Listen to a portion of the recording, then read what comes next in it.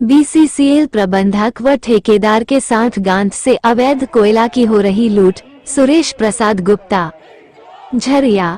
भारत की communist party मार्क्सवादी Jharia local committee अपनी घोषित कार्यक्रम के तहत झरिया क्षेत्र के अगल बगल में कोयला उत्पादन के नाम से चल रही आउटसोर्सिंग कंपनियां द्वारा अवैध रूप से लगातार पेड़ की कटाई कर रहे हैं। बेतहाशा प्रदूषण पूरे झरिया क्षेत्र में फैला रही है। इन सभी मुद्दों को लेकर भारत की कम्युनिस्ट पार्टी मार्क्सवादी झरिया लोकल कमेटी ने शुक्रवार को झरिया अंचल कार्यालय पहुंचकर विरोध प्रदर्शन किया।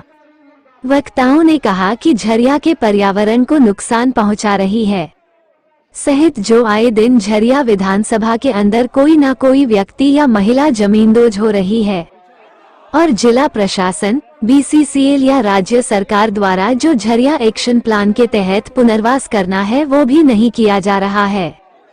इन मुद्दों के साथ साथ आज जन आक्रोश रैली के माध्यम से सीपीआई-एम झरिया अंचल अधिकारी को 26 सूत्री मांग पत्र सौंपा। सभा को संबोधित करते हुए सीपीआई-एम के पूर्व जिला सचिव कॉमरेड सुरेश प्रसाद गुप्ता ने कहा कि आज जो 26 सूत्री मांग पत्र झरिया अंचल अधिकारी को सौंपा जा रहा है, इनमें सभी मुद्दे जनता के अधिकारों से जुड़ी हुई है, खासकर जो कोयला उत्पादन के नाम पर लोगों को बेघर करने और प्रदूषण फैलाकर लोगों को बीमार बनाने की नियति बीसीसीएल और ठेकेदार की चल रही है, उसे अविलंब रोका जाए और बीसीसीएल प्रबंधक व ठेकेदार के दोनों के साथ गांठ से अवैध कोयला की लूट की जा रही है। इन घटनाओं पर तत्काल रोक लगे, अन्यथा आने वाले दिनों में इन सवालों को लेकर बड़ी लड़ाई लड़ने के लिए पार्टी तैयार है। सीपीआई-एम के जिला सचिव मंडल के सदस्य कॉमरेड रामकृष्ण पासवान ने अपने वक्तव्य में कहा कि झरिया के अंदर राज्य सरकार द्वारा घोषित योजनाओं पर जो निचले तबके के लोगों को राहत मिलनी चाहिए उससे आम जनता कोसों दूर है। झरिया के लोग बेतहाशा बढ़ रही भ्रष्टाचार के शिकार हो रहे हैं। रिपोर्ट मनोज साव झरिया। जहाँ तक सीपीएम का सवाल है तो पूरे गारंटी के साथ हम लोग कह सकते हैं कि हमारा कोई साथी इसमें इन्वॉल्व नहीं है, कहीं पर भी नहीं।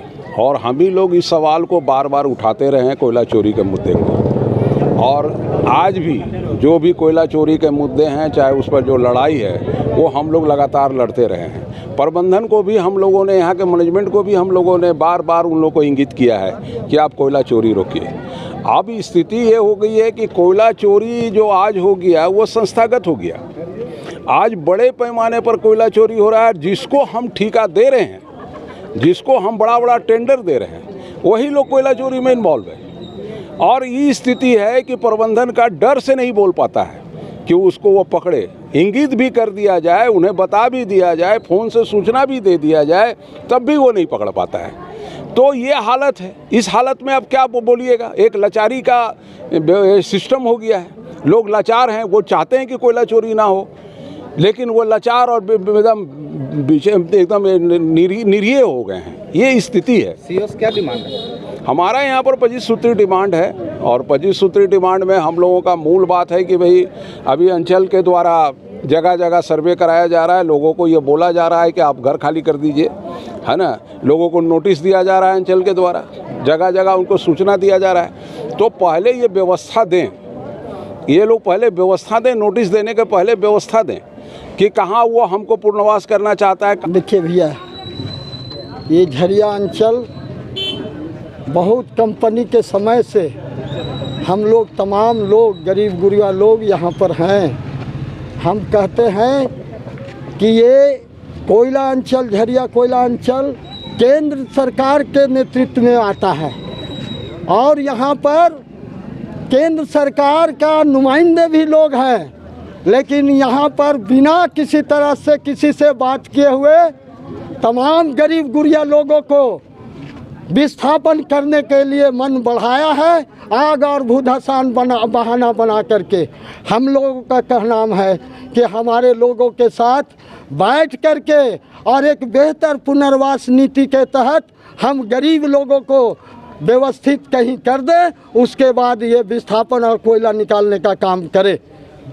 आपने सीओ में कोयला चोरी का आरोप लगाया, क्या कुछ? मेरा कहना है भैया कि हम लोग गरीब गुरिया लोग कंपनी के टाइम से, कंपनी के मालिक के समय से हम लोग हैं। हम लोगों को अगर घर नहीं मिलेगा तो हम लोग क्या करेंगे?